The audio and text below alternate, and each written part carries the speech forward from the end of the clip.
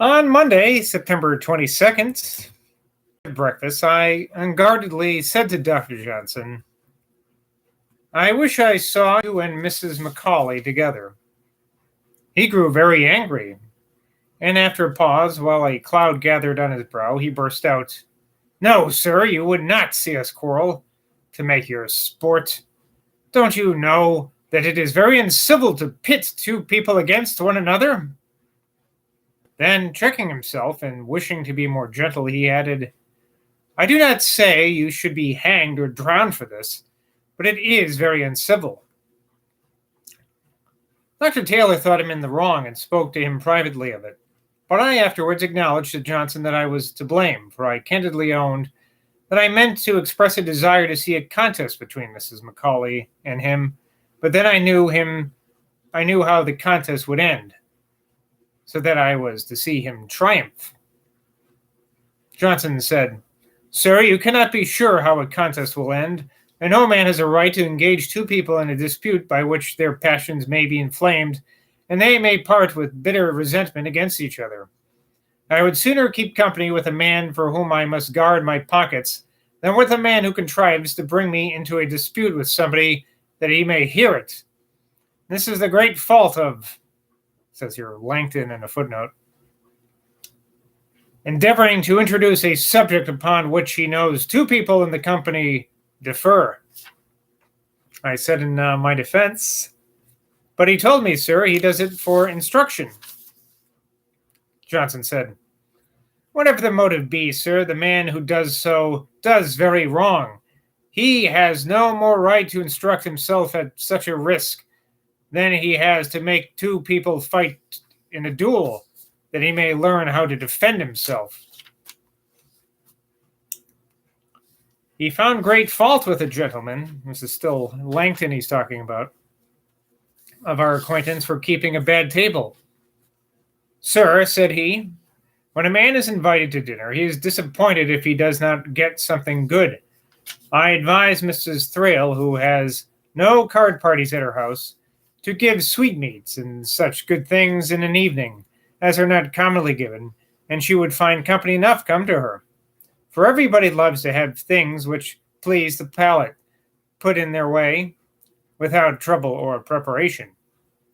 Such was his attention to the minutiae of life and manners. He thus characterized the Duke of Devonshire, grandfather of the present representative of that very respectable family. Quote, "He was not a man of superior abilities, but he was a man strictly faithful to his word.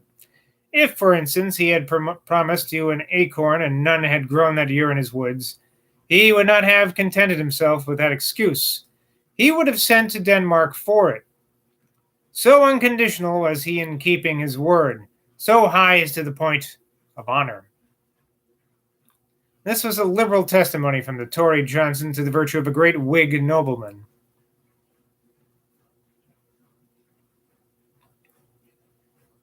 Mr. Burke's letter to the sheriff in Bristol on the affairs of America being mentioned, Johnson censured the composition much, and he ridiculed the definition of a free government, viz., for any practical purpose, it is what the people think so.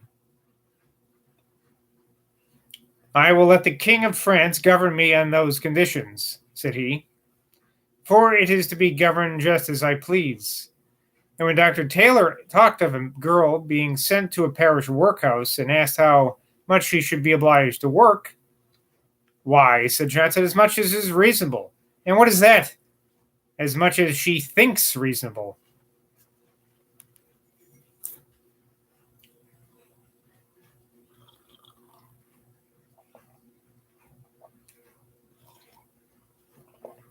I don't really understand that logic there, but I'm going to move on.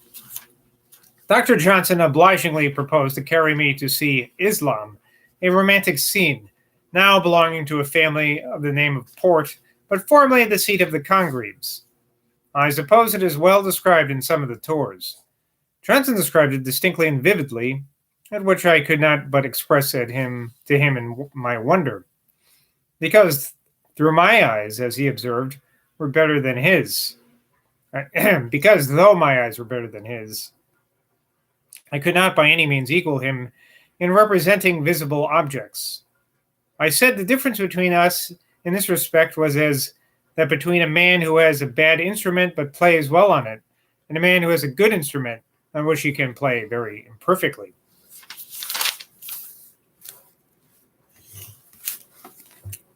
I recollect a very fine amphitheater, surrounded with hills covered with woods, and walks neatly formed along the side of a rocky steep. On the quarter next the house, with a recess under projections of rock, overshadowed with trees, in one of which recess, we were told, Congreve wrote his Old Bachelor. We viewed a remarkable natural curiosity at Islam. Two rivers bursting near each other from the rock, not from immediate springs, but after having run for many miles underground.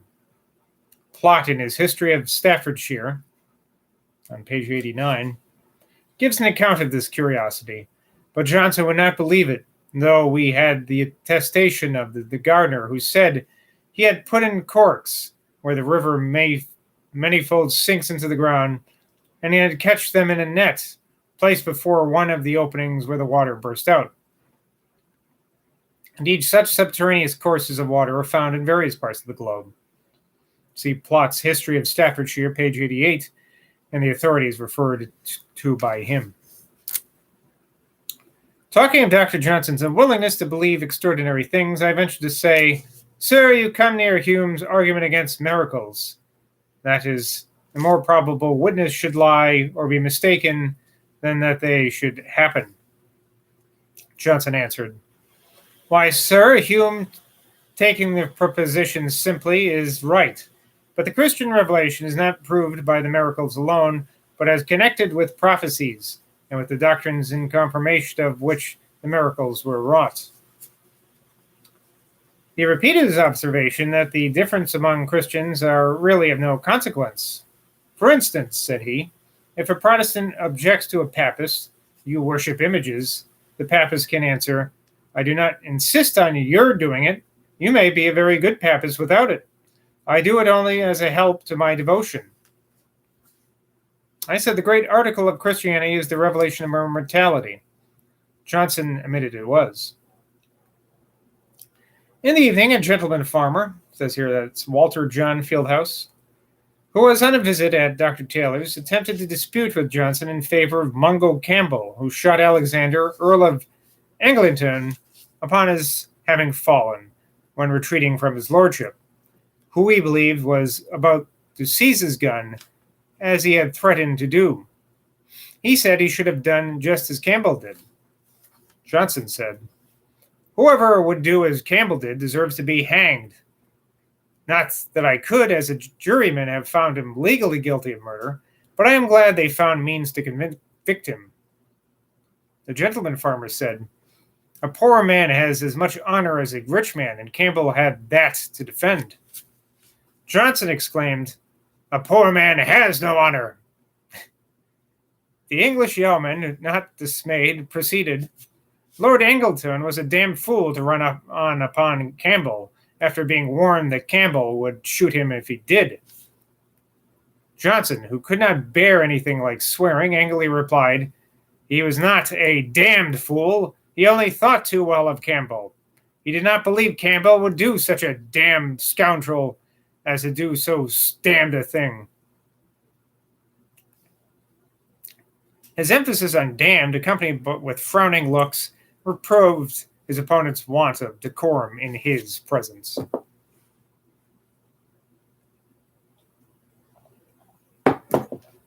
Talking of the danger of being mortified by rejection, when making approaches to the acquaintance of the great, I observed, I am, however, generally for trying. Nothing venture, nothing have.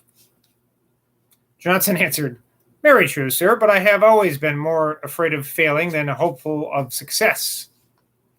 And indeed, though he had all just respect for rank, no man ever less courted the favor of the great. It's already time for me to shave again. During the interview at Ashburn, Johnson seemed to be more uniformly social, cheerful, and alert than I have almost ever seen him. He was prompt on great occasions and on small. Taylor, who praised everything of his own to excess, in short, whose geese were all swans, as the proverb says, expatiated on the excellence of his bulldog, which, he told us, was perfectly well-shaped.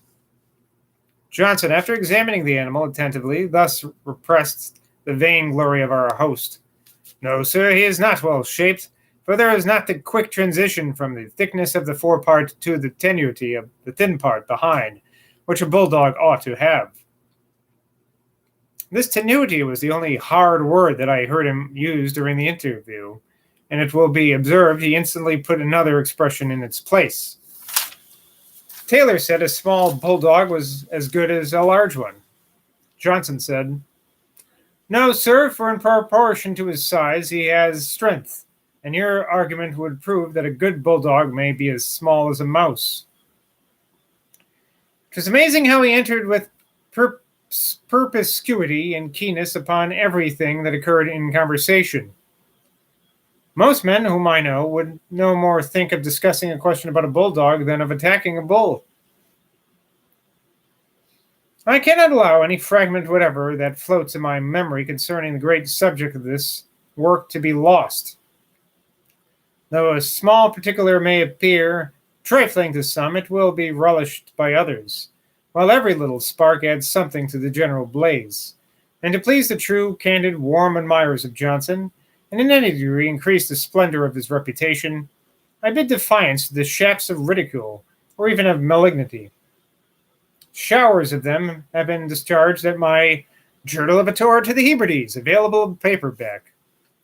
Yet it still sails unheard along the streams of time, and as it attended upon Johnson, pursues the triumph and partakes the gale. One morning after breakfast, when the sun shone bright, we walked out together and pored for some time with placid indolence upon the artificial waterfall which Dr. Taylor had made by building a strong dike of stones across the river behind his garden. It was now somewhat obstructed by branches of trees and other rubbish, which had come down the river and settled close to it. Johnson, partly from a desire to see it play more freely, and partly from that inclination to activity which will animate at times the most inert and sluggish mortal, took a long pole which was lying on the bank, and pushed down several parcels of this wreck with painful assiduity, while I stood quietly by, wondering to behold the sage thus curiously employed, and smiling with an humorous satisfaction each time when he carried his point. He worked till he was quite out of breath, and having found a large dead cat so heavy that he could not move it after several efforts, "Come," said he, throwing down the pole, "you shall take it now." While I accordingly did, and being a fresh man, soon made the cat tumble over the cascade. This may be laughed at as too trifling to record, but it is a small characteristic trait in the Flemish picture which I give of my friend, and in which, therefore, I mark the most minute particulars. And let it be remembered that Aesop at play is one of the instructive apologies of antiquity.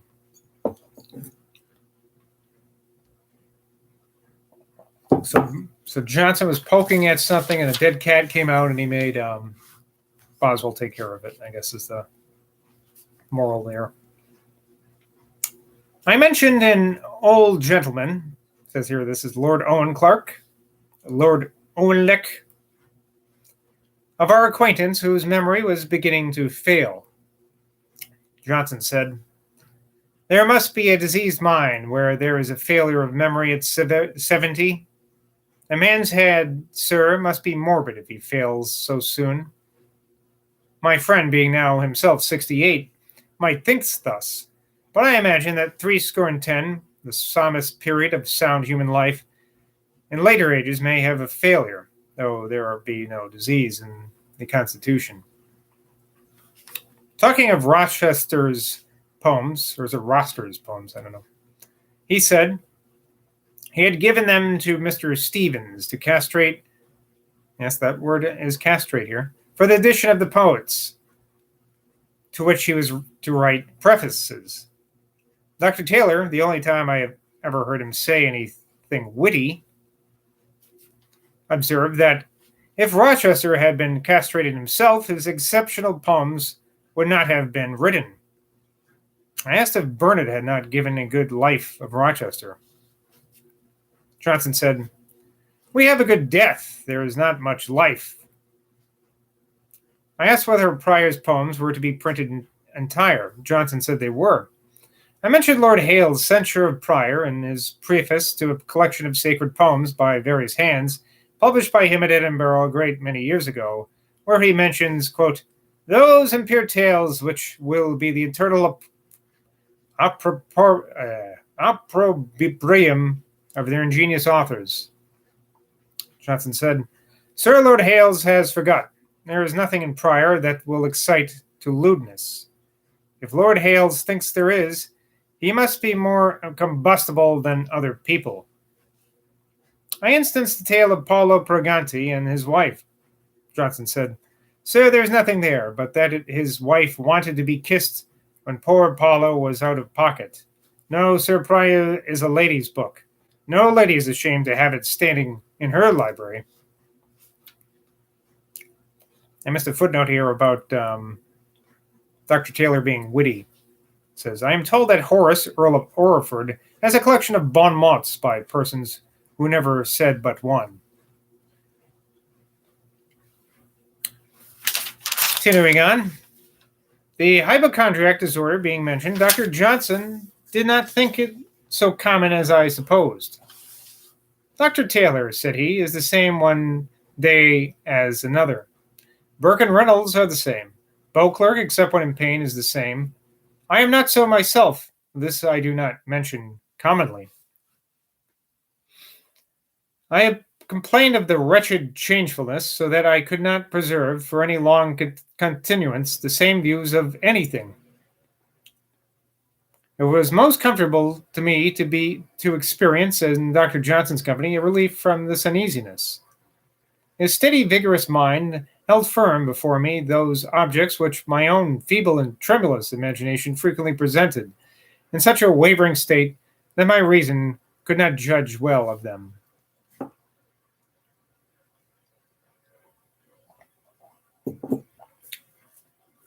Dr. Johnson advised me today to have as many books about me as I could, that I might read upon any subject upon which I had a desire for instruction at the time.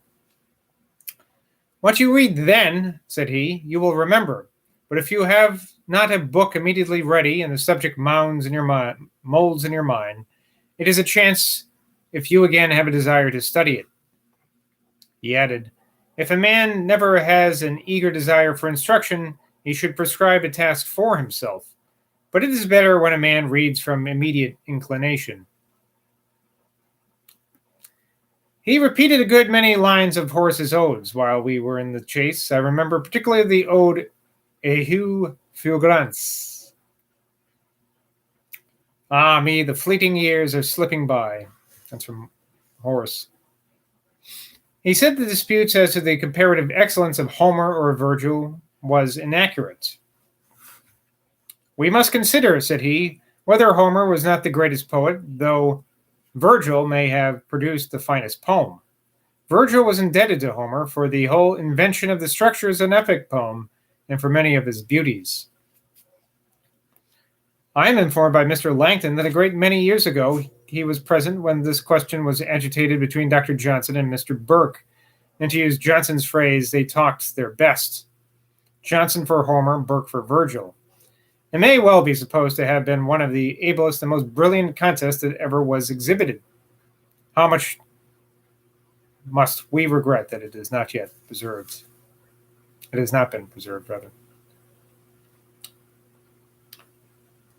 He told me that Bacon was a favorite author with him, but he had never read his works till he was compiling the English dictionary, in which he said, I might see Bacon very quoted. Mr. Seward recollects his having mentioned that a dictionary of the English language might be compiled from Bacon's writings alone. and that he had once an intention of giving an edition of Bacon, at least of his English works, and writing the life of that great man. That he executed this intention, there can be no doubt that he would have done it in a most masterly manner. Mallet's Life of Bacon has no inconsiderable merit as an acute and an elegant dissertation relative to its subject, but Mallet's mind was not comprehensive enough to embrace the vast extent of Lord Verulam's genius in research. Dr. Warburton therefore observed, with witty justness, that Mallet in his Life of Bacon had forgotten that he was a philosopher, and if he should write the life of the Duke of Marlborough, which he had undertaken to do, he would probably forget that he was a general. All right, that's enough for today. Until next time. Oh no, the cover fell off now. Oh, that's not good. Bye from Boswell.